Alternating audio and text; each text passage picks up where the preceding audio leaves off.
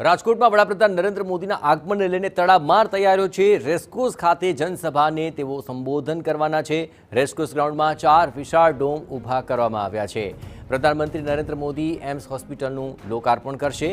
250 બેડની ઓપીટી અને ઓપરેશન થિયેટરનું લોકાર્પણ કરશે।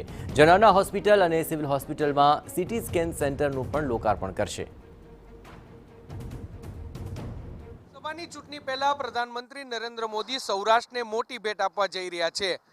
રાજકોટ ખાતે નિર્માણ થયેલી ગુજરાતની પ્રથમ એમ્સનું પ્રધાનમંત્રી નરેન્દ્ર મોદી લોકાર્પણ કરશે અને ત્યારબાદ રાજકોટના રેસકોર્સ ગ્રાઉન્ડ ખાતે ભવ્ય સભાને સંબોધન કરશે।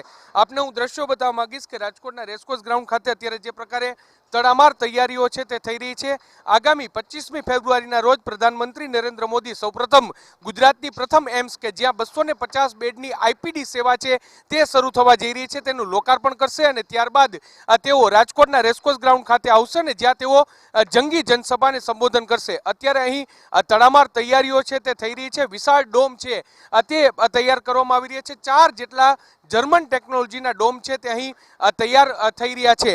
એટલું જ નહીં, જ્યારે તેઓ સ્ટેજ પ્રોગ્રામમાં આવશે ત્યારબાદ તેઓ વિકાસની અનેકવિધ યોજનાઓ છે તેનું પણ લોકાર્પણ કરવાના છે। સૌરાષ્ટ્રના આરોગ્ય ક્ષેત્રે એક બીજી મોટી ભેટ કહી શકાય તે જનાના હોસ્પિટલ છે તે જનાના હોસ્પિટલનું પણ લોકાર્પણ છે તે કરવાના છે, જે પણ સૌરાષ્ટ્ર માટે એક મોટી સિદ્ધિ છે તે કહી શકાય। આ ઉપરાંત વહીવટી વિભાગ સાથે સાથે જે રાજકોટ મહાનગરપાલિકાના અનેકવિધ જે વિકાસના કાર્યો છે તેનું પણ લોકાર્પણ છે તે કરવાના છે।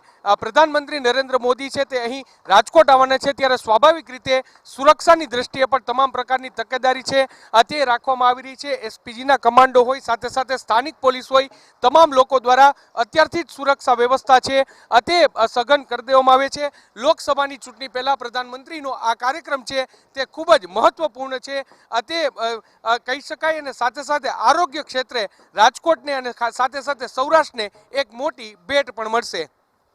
કેમેરા પર્સન ભાવેશ લશ્કરી સાથે મોહિત ભટ્ટ, ટીવી।